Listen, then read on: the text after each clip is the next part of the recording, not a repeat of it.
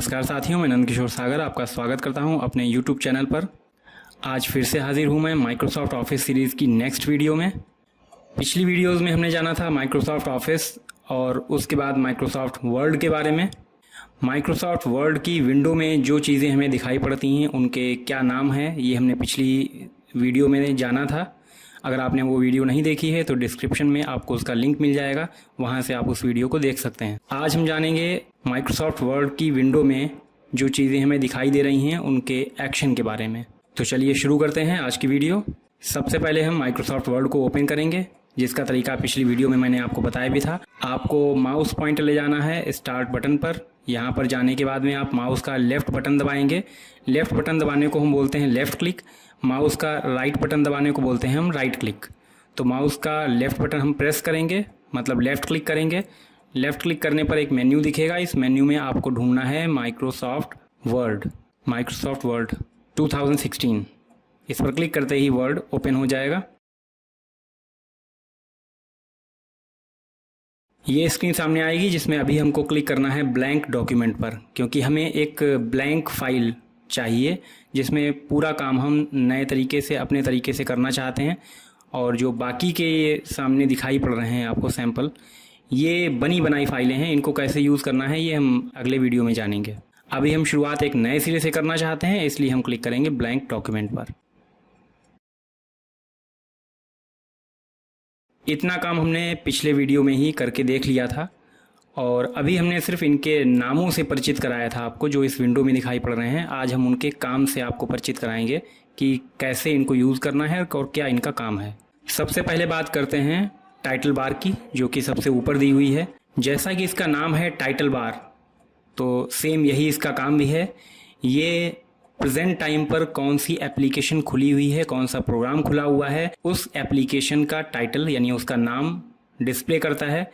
और present time पर कौन सी फाइल खुली हुई है जिसमें हम वर्क कर रहे हैं, उस फाइल का नाम यहाँ पर शो करता है। तो अभी आप देख सकते हैं कि यहाँ पर डॉक्यूमेंट 1 और उसके सामने लिखा हुआ है वर्ड। वर्ड ये प्रोग्राम का नाम है, क्योंकि हमने माइक्रोसॉफ्ट वर्ड को ओपन किया है तो ये दिखा रहा है कि इस समय माइक्रोसॉफ्ट वर्ड खुला हुआ है। और माइक्रोसॉफ्ट वर्ड में जिस फाइल पर हम काम कर रहे हैं उस फाइल का नाम है डॉक्यूमेंट 1। सामने आप देख सकते हैं कि एक पेज हमें दिखाई पड़ रहा है और ये एक नई फाइल जो हमारे सामने खुल करके आई है, जैसा कि अभी हमने क्लिक किया था ब्लैंक डॉक्यूमेंट पर। तो ये एक ब्लैंक डॉक्यूमेंट है, एक ब्लैंक फाइल है जो हमारे सामने खुली हुई है और उस फाइल का ये पहला पेज है। आप अपने कीबोर्ड पर जिस की को भी प्रेस करेंगे, आपके कीबोर्ड पर अल्फाबेट्स A से Z तक, नंबर्स 0 से 9 तक ये दिए हुए हैं, और आप अपने कीबोर्ड पर जिस की को भी प्रेस करेंगे आपको वो अक्षर आपको स्क्रीन पर, जहां पर ये वर्टिकल लाइन ब्लिंक करती हुई दिखाई पड़ रही है, जिसे हम कर्सर बोलते हैं, वहां पर लिखते हुए दिखाई पड़ेंगे। अपनी इस फाइल के जिस हिस्से पर भी हमें लिखना है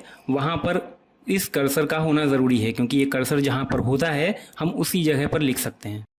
तो जो फाइल हमने सामने खोल रखी है, इस फाइल में हम जो भी लिख रहे हैं, क्योंकि इस मैटर को अभी तक हमने इस कंप्यूटर में सेव नहीं किया है, हमारी फाइल इस कंप्यूटर में सेव नहीं है। मतलब अगर हम इस प्रोग्राम को अभी बंद कर दें तो हमने जितना भी मैटर लिखा हुआ है, बंद करने के लिए आपको बताया था राइट साइड में क्लोज बटन है, जिस पर अगर आप क्लिक कर देंगे तो ये फाइल, ये प्रोग्राम बंद हो जाएगा। और इसके बंद होते ही जितना भी मैटर हमने सामने लिखा हुआ है, ये मैटर भी यहाँ से गायब हो जाएगा, डिलीट हो जाएगा। अब इस मैटर की अगर हमें फ्यूचर में फिर से ज़रूरत पड़ती है तो हम इसे दोबारा नहीं यूज़ कर सकते। उसके लिए हमको नई फाइल फिर से बनानी पड़ेगी और सारा काम फिर से दोबारा से हमको करना पड़ेगा। तो जो फाइलें हमारी ऐसी हैं जिनको हमें फ्यूचर में फिर से यूज़ करना पड़ेगा, उन फाइलों को हम सेव करते हैं। तो जब तक हमारी फाइल सेव नहीं है तब तक उस फाइल का नाम यहाँ पर दिखेगा डॉक्यूमेंट 1, क्योंकि ये हमने पहली फाइल बनाई है। अगर हम इस फाइल को सेव ना करें और एक नई फाइल यहाँ पर फिर से ओपन कर लें, जैसे कि आप देख सकते हैं कि यहाँ पर एक न्यू का टूल दिया हुआ है, न्यू ब्लैंक डॉक्यूमेंट, यहाँ पर क्लिक कर देंगे अगर हम, तो एक नई ब्लैंक फाइल फिर से हमारे सामने खुल करके आ जाएगी। और इसकी शॉर्ट की भी लिख करके आ रही है Ctrl+N।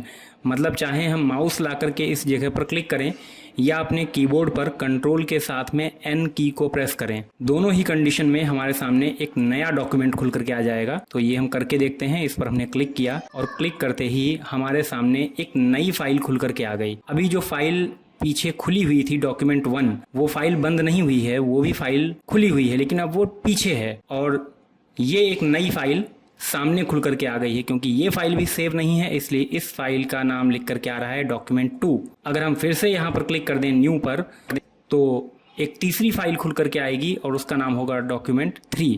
इसी क्रम में आगे आप जितनी फाइलें खोलते जाएंगे, इनके नाम ये सिस्टम अपने आप से शो करता जाएगा, document4, document5। अब हम मान लेते हैं कि हमें इस फाइल पर कुछ वर्क करना है और वर्क करने के बाद में इस फाइल को सेव भी करना है। तो पहले तो हम यहाँ पर कुछ लिखेंगे। लिखने के लिए आपको सिंपल कीबोर्ड का यूज करना है। जो भी आप लिखना चाह रहे हैं उस अक्षर को आप उस की को अपने कीबोर्ड पर प्रेस करेंगे। की का मतलब जो कीबोर्ड पर बटन दिए हुए हैं जिन पर ABCD लिखा हुआ है, इनको हम कीज बोलते हैं। तो जिस की को आप प्रेस करेंगे वो अक्षर आपकी स्क्रीन पर जहां पर ये कर्सर है वहां पर लिख करके आ जाएगा। जैसे कि अभी हमने प्रेस किया A, तो सामने स्क्रीन पर हमको A लिखा हुआ दिखाई पड़ रहा है। अब जो A लिख करके आया है वो स्मॉल लेटर में लिख करके आया है। मान लेते हैं कि हमको A लिखना है लेकिन कैपिटल लेटर में लिखना है, तो उसके लिए आपके कीबोर्ड पर एक की है शिफ्ट। उस शिफ्ट की को आप दबाए रखिए और उसके साथ में A दबाइए, उसके बाद शिफ्ट को छोड़ दीजिए। तो आप देखेंगे कि जिस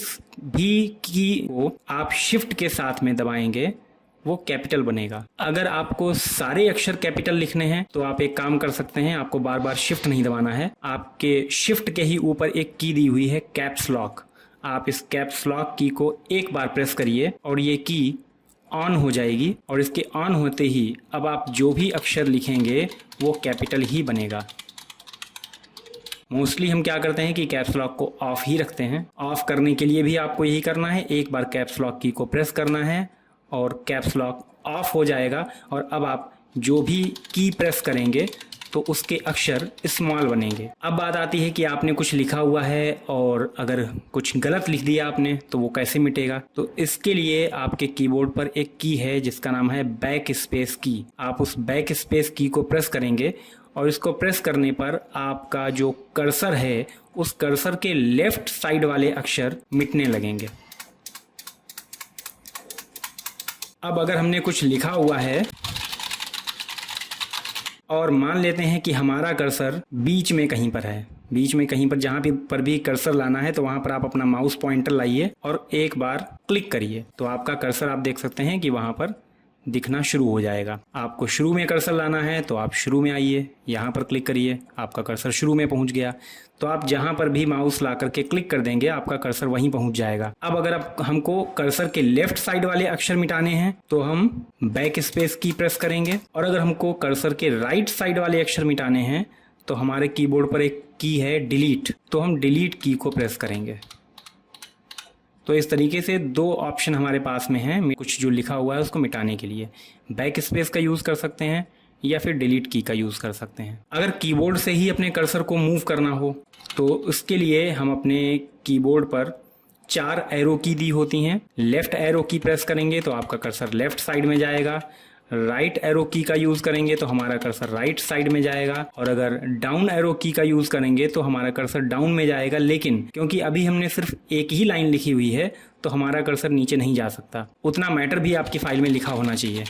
आपने कुछ लिखा और लिखने के बाद में जैसे ये 2 लाइनें बन गई, आप और लिखते गए 3 लाइनें बन गई, या हमको इस लाइन में नहीं लिखना है, यहीं से हमको अब नई लाइन शुरू करनी है, तो आप अपने कीबोर्ड पर की प्रेस करेंगे एंटर। एंटर करते ही आप नेक्स्ट लाइन में पहुंच जाएंगे और अब आप जो भी लिखेंगे वो अगली लाइन में लिखना शुरू कर देगा। अब अगर ये जो 4 लाइनें हमें लिखी हुई दिखाई पड़ रही हैं, इनमें से किसी लाइन में हमको मूव करना है, अपना कर्सर ले जाना है, तो अप एरो की अगर आप प्रेस करें तो आपका कर्सर ऊपर जाएगा, और अगर डाउन एरो की प्रेस करेंगे तो कर्सर नीचे जाएगा। लेफ्ट एरो की लेफ्ट साइड में कर्सर मूव करेगा, राइट एरो की राइट साइड में आपका कर्सर मूव करेगा। तो इस तरीके से जितने हिस्से में आपने लिख लिया है सिर्फ उतने हिस्से में मूव करने के लिए आप एरो की का इस्तेमाल कर सकते हैं, ऊपर नीचे या फिर दाएं बाएं आने जाने के लिए। इसको हम मिटा देते हैं। अगर पूरा मैटर आपको एक ही बार में मिटाना है तो इसकी एक शॉर्ट की भी है। आप अपने कीबोर्ड पर कंट्रोल A दबाइए, कंट्रोल के साथ में A, कंट्रोल और A दोनों को एक साथ प्रेस करेंगे तो इसका वर्क होता है सेलेक्ट ऑल। आपकी फाइल में जितना भी मैटर था वो एक ही बार में सेलेक्ट हो गया और इसके बाद आप कीबोर्ड पर की प्रेस करिए डिलीट, तो आपका पूरा मैटर डिलीट हो जाएगा। अब जैसे कि हम यहाँ पर एक सेंटेंस लिखने की कोशिश करते हैं, कोई अक्षर जैसा कि भी आपको बताया कि कैपिटल बनाना है तो शिफ्ट के साथ में प्रेस करिए। कीबोर्ड पर एक लंबी सी की दी हुई है जिसको बोलते हैं स्पेस। अगर कहीं पे जगह छोड़नी है तो आप स्पेस की को दबाइए, तो वहां पर बिना कुछ लिखे एक अक्षर का स्पेस छूट जाएगा।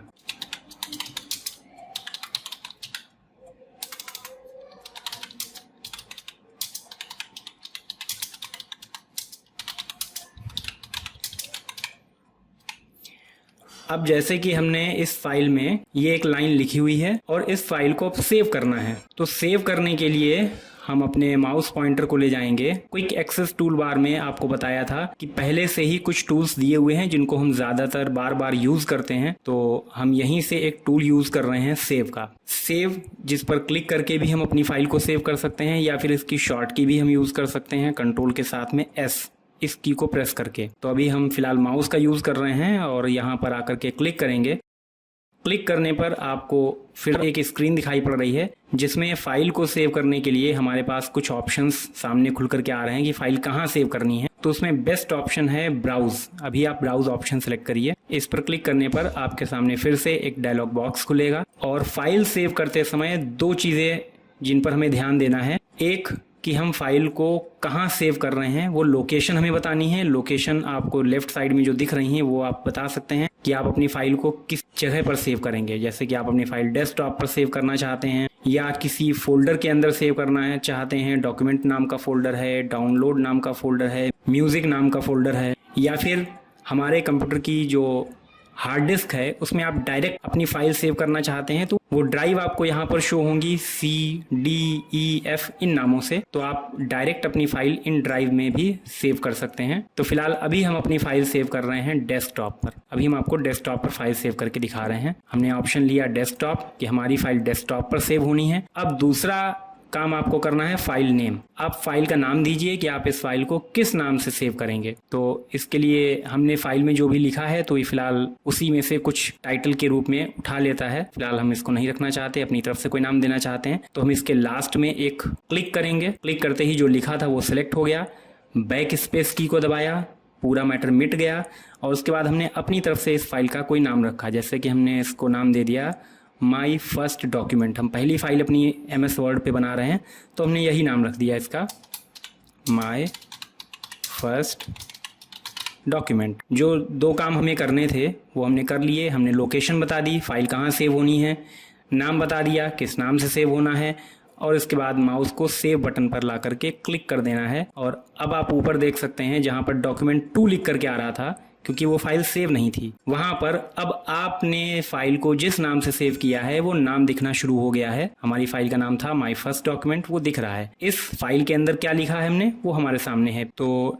टाइटल बार का एक काम तो हमने देख लिया। अब आ जाते हैं लेफ्ट साइड में quick access toolbar. Quick access toolbar में हमने कुछ टूल्स यूज करके भी देख लिए। नई फाइल बनाना, फाइल को सेव करना, ये दो टूल अभी हमने यूज करके देखे हैं। अब इस टूल बार में जो भी टूल्स दिए हुए हैं इनमें से कौन से टूल्स हमारे काम के हैं जिनको हम यहाँ पर सामने रखना चाहते हैं और कौन से टूल्स हमारे काम के नहीं हैं जो यहाँ दिख रहे हैं लेकिन हम उनको नहीं रखना चाहते, उनको हटाना चाहते हैं। तो ये काम आप कर सकते हैं। साइड में दिए हुए ड्रॉप डाउन एरो पर आप क्लिक करेंगे, एक लिस्ट आपको खुली हुई दिखाई पड़ेगी।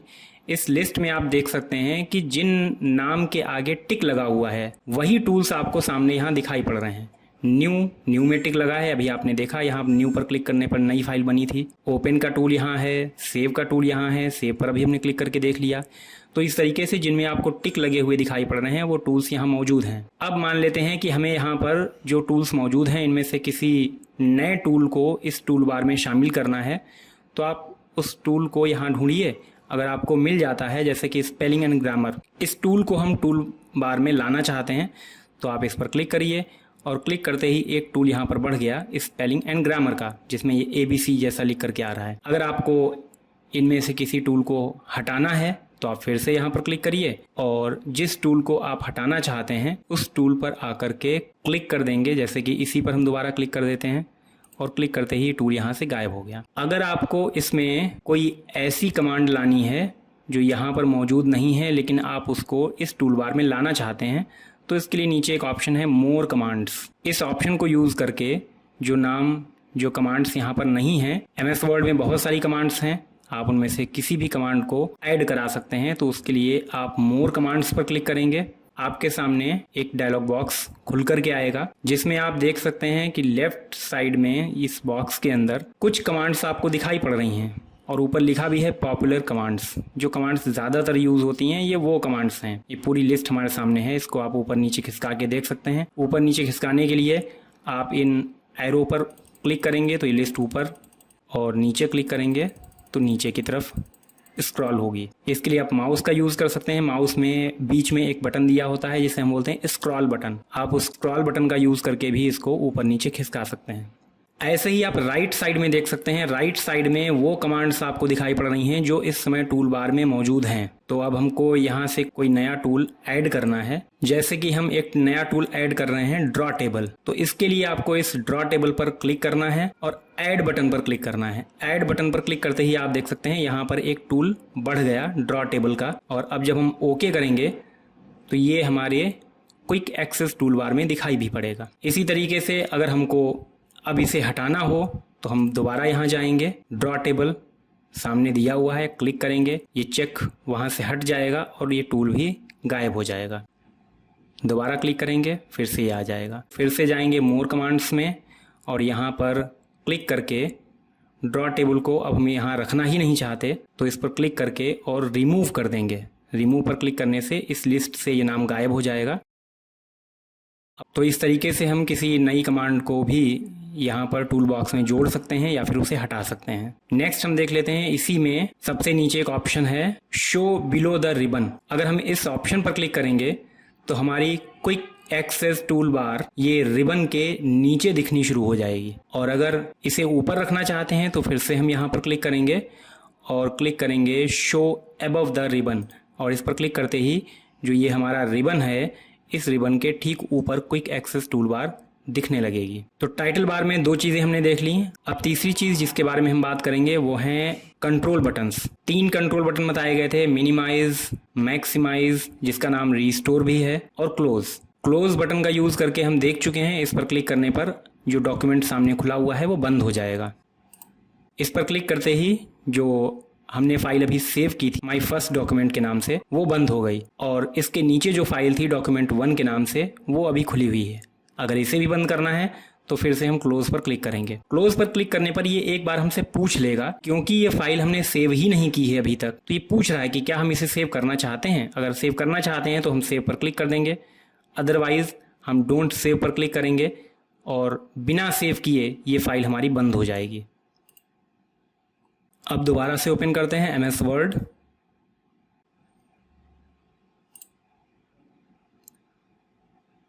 इस बार जब हमने MS वर्ड ओपन किया तो ये फुल स्क्रीन पर खुल करके नहीं आया। अभी फिलहाल हमें क्लिक करना है ब्लैंक डॉक्यूमेंट पर। इस पर क्लिक करने पर आप देख सकते हैं कि फुल स्क्रीन पर ये एप्लीकेशन खुल के नहीं आई। अगर कभी ऐसा होता है कि आप किसी एप्लीकेशन को ओपन करते हैं और वो एप्लीकेशन फुल विंडो पर ना दिखाई पड़े, तो आपको यूज़ करना होता है इसका बीच वाला बटन जिसका नाम है मैक्सिमाइज। इस पर आप माउस लाएंगे, क्लिक करेंगे और क्लिक करते ही आपको ये एप्लीकेशन पूरी स्क्रीन पर दिखाई पड़नी शुरू हो जाएगी। और अगर आप इसी बटन पर दोबारा जाएंगे तो अब आप देख सकते हैं इस बटन का नाम चेंज हो गया है। जिसका नाम मैक्सिमाइज था, अब इस बटन का नाम हो गया है रीस्टोर। और अगर हम इस पर क्लिक करेंगे तो रीस्टोर का मतलब पहले जैसा। अब हमारी स्क्रीन जैसे पहले दिख रही थी उसी रूप में हमको ये स्क्रीन फिर से दिखाई पड़ने लगेगी।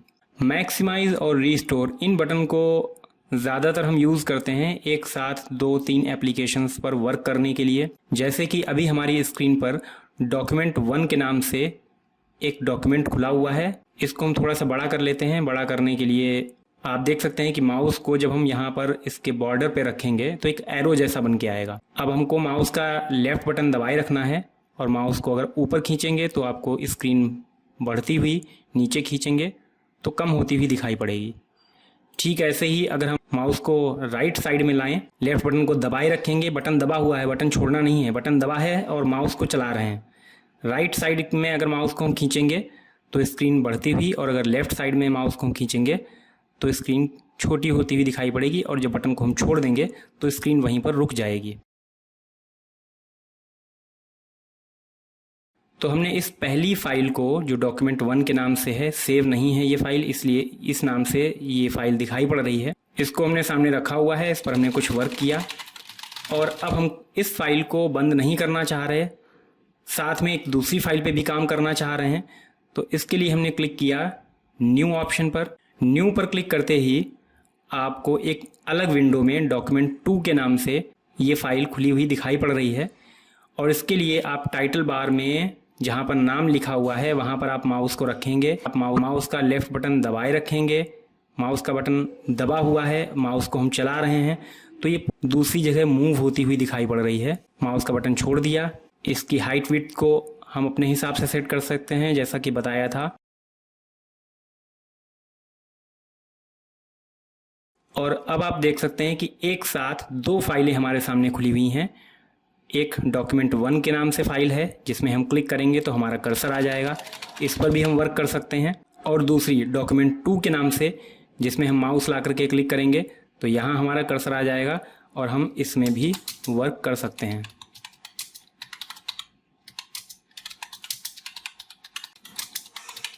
तो इस तरीके से हम मैक्सिमाइज और रीस्टोर बटन को यूज़ कर सकते हैं। अब हम यहाँ पर पहली वाली फाइल को बंद कर रहे हैं। बंद करने के लिए क्लोज बटन क्लिक करेंगे। पूछ रहा है फाइल सेव करनी है, हमने कहा नहीं और ये फाइल बंद हो गई।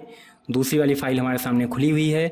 अब हम केवल इस एक फाइल पर वर्क करना चाहते हैं तो हम इसको फुल स्क्रीन पे लाना चाहेंगे, इसके लिए मैक्सिमाइज और ये पूरी स्क्रीन पे आ गई। तो 2 बटन जिनका यूज़ हमने जान लिया, क्लोज बटन और मैक्सिमाइज और रीस्टोर।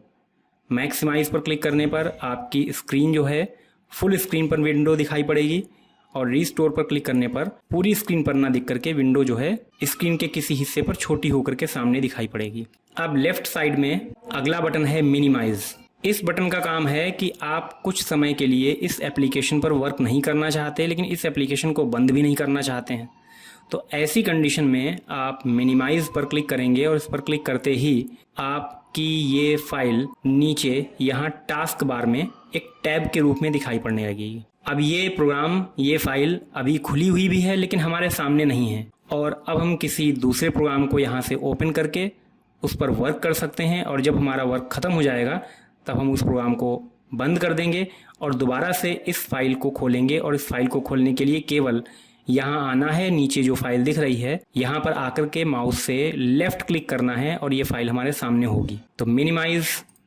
फाइल टास्क बार में पहुँचेगी और टास्क बार में क्लिक करेंगे तो फिर से हमारे सामने आ जाएगी।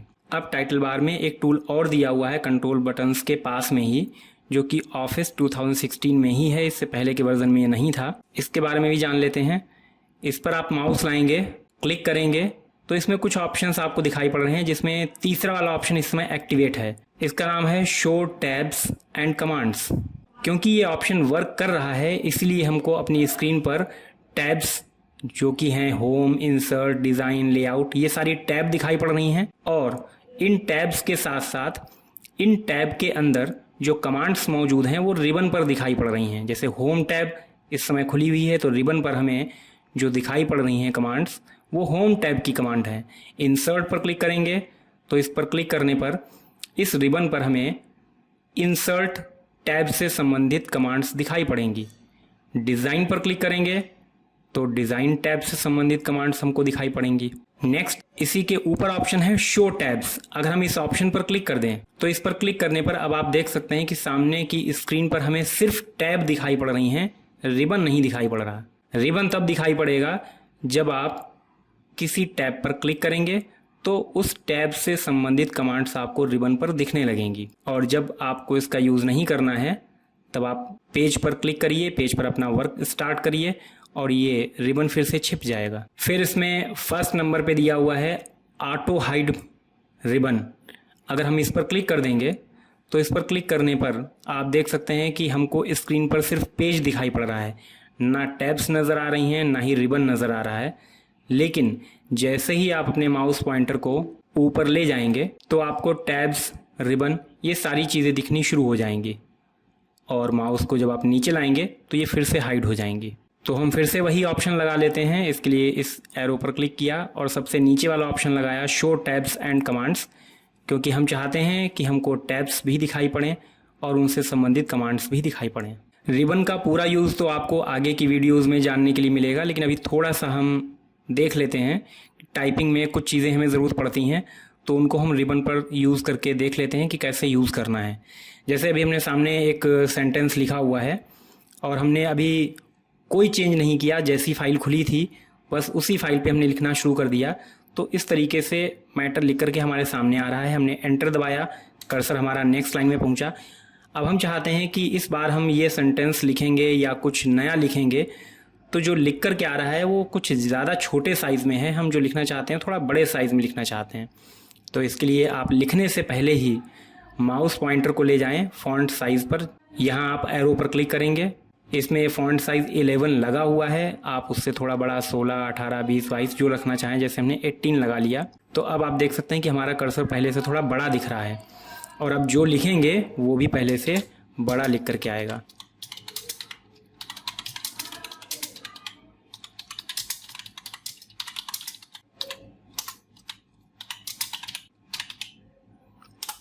अब हम चाहते हैं कि हम जो लिख रहे हैं उसमें इसी साइज़ में लिखना है, मतलब 18 साइज़ हमने लगाया है वो सही है हमारे हिसाब से, इसी साइज़ में लिखना है। लेकिन अक्षर जो बन रहे हैं उन अक्षरों के बनने का तरीका थोड़ा सा हमें चेंज करना है।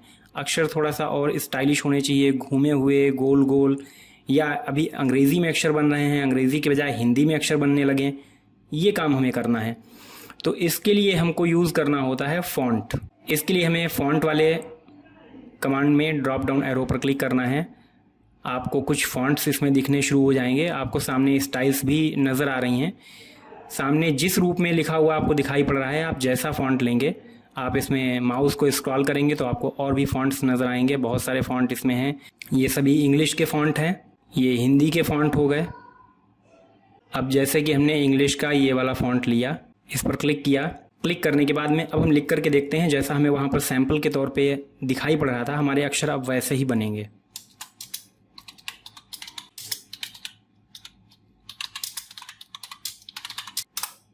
तो फ़ॉन्ट साइज़ हमारा वही है, अक्षरों के हिसाब से भी थोड़ा साइज़ चेंज होता है। इस बार अक्षर थोड़े अलग तरीके के बन रहे हैं और फ़ॉन्ट में अक्षरों के बनने का तरीका जो है वो बदल जाता है। तो आप अपने अक्षर किस स्टाइल में बनाना चाहते हैं वो आप यहाँ पर फ़ॉन्ट से चेंज कर सकते हैं।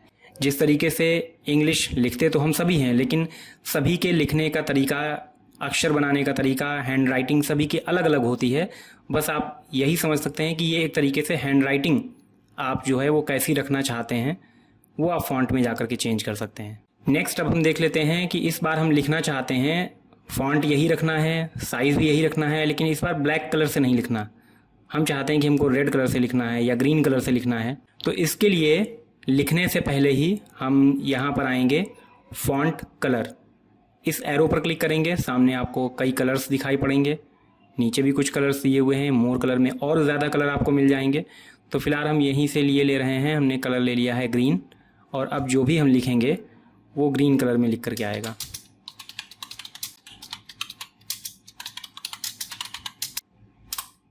अब हमको इस बार लिखना है, जो हम लिखें वो ऐसा ही हो लेकिन थोड़ा सा डार्क लिख करके आए, अक्षर थोड़े से बोल्ड होने चाहिए। तो इसके लिए ये जो बी दिखाई पड़ रहा है ये बोल्ड, आप यहाँ पर आकर के क्लिक करेंगे और अब जो भी लिखेंगे वो पहले से अक्षर डार्क बनेंगे। फिर अब हम चाहते हैं कि अक्षर डार्क भी बने और साथ में अक्षर थोड़ा सा टेढ़े तिरछे बन करके आए, तो उसके लिए हम यूज़ करते हैं इटैलिक। इसमें अक्षर जो हैं वो तिरछे दिखाई पड़ेंगे आपको। अब हम चाहते हैं कि इस बार जो हम लिखें उसमें बोल्ड भी हो, इटैलिक भी हो, और जो लिखें उसमें अंडरलाइन भी हो। तो अंडरलाइन के लिए नेक्स्ट ऑप्शन है, इसमें आप क्लिक करेंगे और अब जो लिखेंगे उसमें आपको अंडरलाइन दिखेगी। अगर इनमें से किसी फॉर्मेटिंग को हमें हटाना है, जैसे अब हम चाहते हैं कि किसी एक को ही रखना है, अब जो लिखें उसमें सिर्फ इटैलिक हो, बोल्ड और अंडरलाइन ना हो, तो आप बोल्ड को हटा दीजिए, बोल्ड हट गया। अंडरलाइन पर क्लिक किया, अंडरलाइन भी हट गया। अब आप देख सकते हैं कि प्रेजेंट टाइम में सिर्फ इटैलिक वाला एक्टिवेट है और अब जो भी लिखेंगे वो अक्षर तिरछे दिखेंगे, बाकी ना वो बोल्ड होंगे और ना उनमें अंडरलाइन होगी। अब हम इस फाइल को भी सेव किए ले रहे हैं। सेव करने के लिए इस बार हम यूज़ कर रहे हैं शॉर्ट की, जो हमने सेव ऑप्शन आपको बताया था ऊपर, उसी की शॉर्ट की Ctrl+S। अपने कीबोर्ड पर Ctrl को और S को दोनों को एक साथ दबाना है फिर से आपके सामने एक स्क्रीन खुल करके आएगी जिसमें ब्राउज़ पर क्लिक करना है। हमने पहले एक फ़ाइल सेव की थी डेस्कटॉप पर, अब फिर से हम ये दूसरी फ़ाइल डेस्कटॉप पर सेव कर रहे हैं और इस फाइल को हम नाम दे रहे हैं सेकंड डॉक्यूमेंट सेव। अब आप देख सकते हैं अगर हम इसको मिनिमाइज़ करते हैं तो आप देख सकते हैं जो फाइलें हमने सेव की हैं उन फाइलों को हमने सेव किया था डेस्कटॉप पर। तो ये हमारी डेस्कटॉप स्क्रीन होती है और इस डेस्कटॉप स्क्रीन पर हमको दो फाइलें दिखाई पड़ रही हैं। माई फर्स्ट डॉक्यूमेंट ये फाइल भी हमें दिख रही है और सेकेंड डॉक्यूमेंट ये फाइल भी हमें दिख रही है। अब हम वापस इसे सामने ले आते हैं, क्लिक करेंगे टास्क बार में। अब मान लेते हैं कि हमें फिर से ओपन करनी है जो अभी हमने कुछ समय पहले बनाई थी, माई फर्स्ट डॉक्यूमेंट। तो इसके लिए ओपन पर क्लिक कर सकते हैं या कंट्रोल ओ दबा सकते हैं। इस पर क्लिक करेंगे, क्लिक करने पर ब्राउज़ में जाएंगे जैसे कि हमने सेव करते समय इसको दिया था। बाकी जिन फाइलों पर हम काम कर चुके हैं वो हमारे सामने भी दिखाई पड़ती हैं यहाँ पर, जिन फाइलों पर कुछ समय पहले हमने काम किया होता है। तो यहाँ पर भी हम क्लिक करके फ़ाइल को खोल सकते हैं। और अगर फाइल यहाँ ना दिख रही हो तो फिर हमें ब्राउज़ ऑप्शन ही यूज़ करना होता है। तो हम फिलहाल इसे ही यूज़ किए ले रहे हैं। ब्राउज़ में गए, डेस्कटॉप की फ़ाइलें सामने दिख रही हैं, अगर ना दिख रही होती तो हम डेस्कटॉप पर क्लिक करते और डेस्कटॉप की फ़ाइलें हमको सामने दिखती।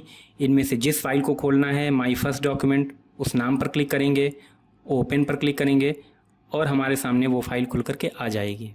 जो फाइल सामने खुली हुई है हमें इस फाइल को बंद करना है, लेकिन MS वर्ड खुला रहा है, MS वर्ड को बंद नहीं करना है, सिर्फ इस एक फाइल को बंद करना है। तो इस फाइल को बंद करने के लिए आप फाइल टैब में ऑप्शन है क्लोज, इस पर क्लिक करेंगे और आप देख सकते हैं कि जो फाइल सामने खुली हुई थी वो बंद हो गई और उसके नीचे वाली जो फाइल थी सेकेंड डॉक्यूमेंट, अब वो फाइल सामने आ गई। तो इस तरीके से हमें यूज़ करना होता है अपने रिबन का पूरा यूज़ हमारी नेक्स्ट वीडियोज़ में आपको देखने को मिल जाएगा। थोड़ा सा हम जान लेते हैं रूलर के बारे में। रूलर जो कि एक ऊपर दिया हुआ है जिसे हम बोलते हैं हॉरिजेंटल रूलर और एक लेफ़्ट साइड में दिया हुआ है जिसका नाम है वर्टिकल रूलर। इनका काम होता है पेज के मार्जिन को सेट करना। अब आप देख सकते हैं कि पेज पर जब हम लिख रहे हैं तो इसमें पेज में ऑटोमेटिक आपको कुछ जगह छूटती हुई दिखाई पड़ रही है, कुछ जगह आपको लेफ़्ट साइड में भी छूटी हुई दिखाई पड़ रही है जिस पेज के हिस्से पर हम नहीं लिख पा रहे हैं, और पेज के राइट साइड में भी कुछ हिस्सा छूट रहा है जहाँ पर हमारा कर्सर नहीं जा रहा है और हम लिख नहीं पा रहे हैं। ऐसा इसलिए हो पा रहा है क्योंकि यहाँ पर पेज का कुछ मार्जिन पहले से सेट है। आप देख सकते हैं कि रूलर का कुछ हिस्सा हमें वाइट दिखाई पड़ रहा है। ये वाइट वाला वो हिस्सा है जिस हिस्से पर हम लिख पा रहे हैं, पेज के इस हिस्से पर, यहाँ से और यहाँ तक इतने हिस्से पर ही हम लिख पा रहे हैं। बाकी जो हिस्सा ग्रे है उस हिस्से पर हम पेज पर नहीं लिख पा रहे हैं। इधर भी ग्रे है, ये हिस्सा छूटा हुआ है। यही पेज का मार्जिन होता है कि हम पेज पर कितना मार्जिन छोड़ के लिखना चाहते हैं, कितना मार्जिन हम पेज के लेफ़्ट साइड में रखना चाहते हैं, कितना मार्जिन हम पेज के राइट साइड में रखना चाहते हैं। ये हम टॉप वाले रूलर से सेट कर सकते हैं। और इसे सेट करने के लिए आपको इन दोनों के बीच में जो वाइट कलर दिख रहा है, ग्रे कलर दिख रहा है, इन दोनों के बीच में माउस लाना है। आपको एक एरो जैसा दिखाई पड़ेगा। जब ये एरो आपको दिखने लगे तो माउस का आप लेफ़्ट बटन दबाइए और बटन को दबाए रखेंगे और माउस को जब आप इधर उधर मूव करेंगे तो आप देख सकते हैं कि आपका मार्जिन जो है वो चेंज हो रहा है। अभी रूलर पर जो मार्जिन आपको दिखाई पड़ रहा है वो सेंटीमीटर्स में है, तो हमने इसको रखा हुआ है 1 सेंटीमीटर। हमने ये दे दिया कि 1 सेंटीमीटर का मार्जिन हम लेफ़्ट साइड से छोड़ना चाहते हैं। और ऐसे ही राइट का मार्जिन भी सेट हो सकता है। माउस को लाएंगे, लेफ़्ट बटन दबाए रखेंगे, माउस को मूव करेंगे और फिर माउस का बटन छोड़ देंगे।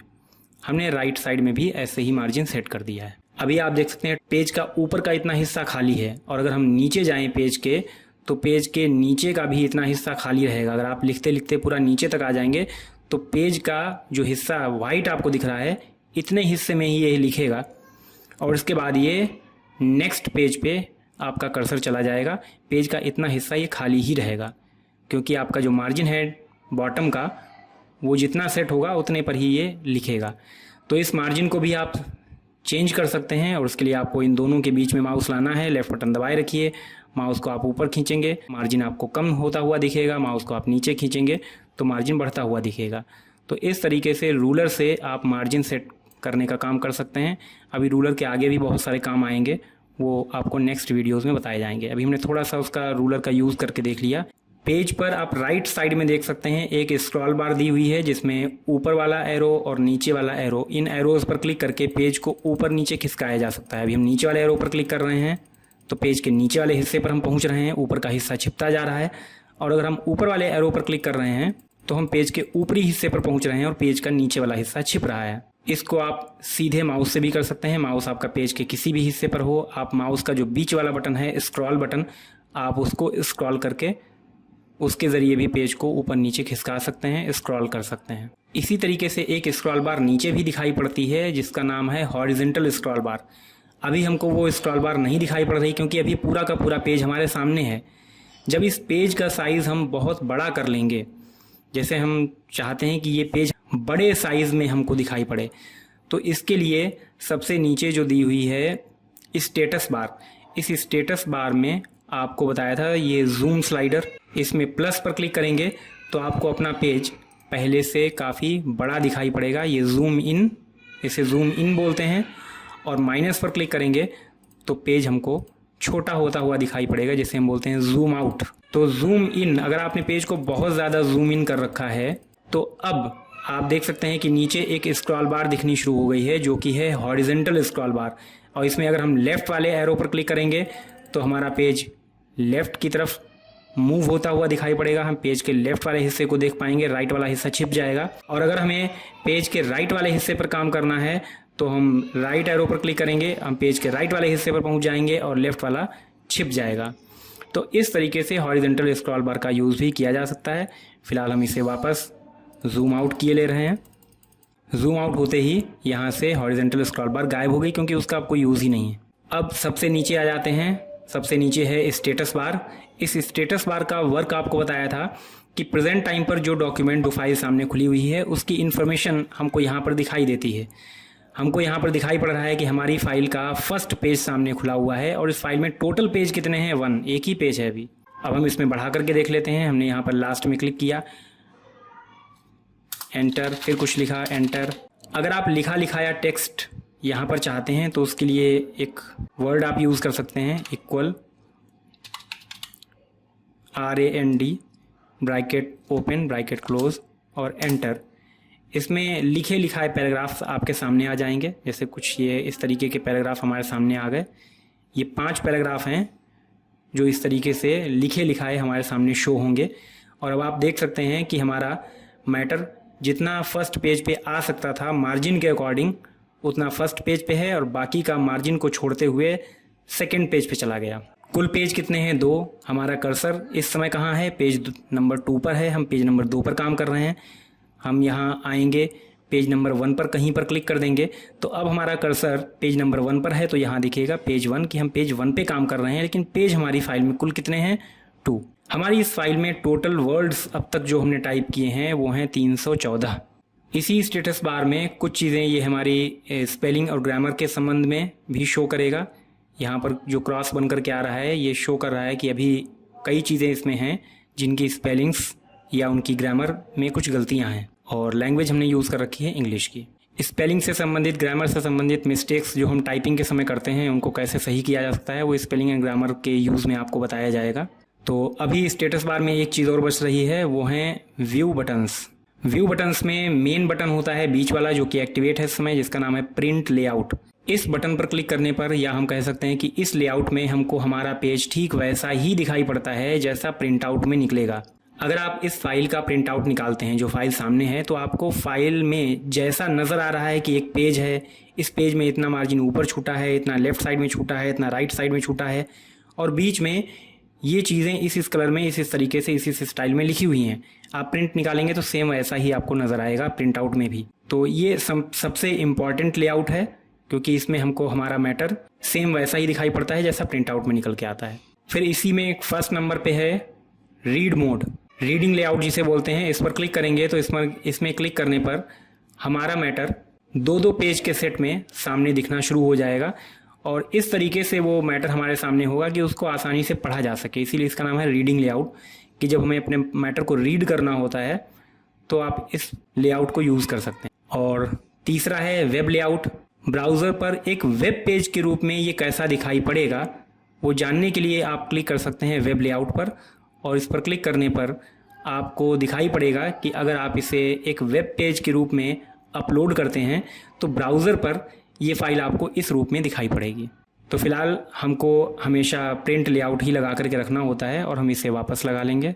तो पिछले वीडियो में हमने इनके नाम जाने थे, आज हमने उनके काम भी जान लिए और इसी तरीके से नेक्स्ट वीडियोज़ में हम धीरे धीरे रिबन्स में जो कमांड्स दी हुई हैं एक एक करके उन कमांड्स के बारे में जानना शुरू करेंगे। आज का वीडियो अगर आपको अच्छा लगा हो तो इस वीडियो को लाइक करिएगा, अपने फ्रेंड्स के साथ में शेयर करिएगा और अगर आप इस चैनल पर नए हैं तो इसे सब्सक्राइब करें और बेल आइकन को प्रेस कर लें ताकि आपको नई वीडियोज़ की नोटिफिकेशन मिलते रहें।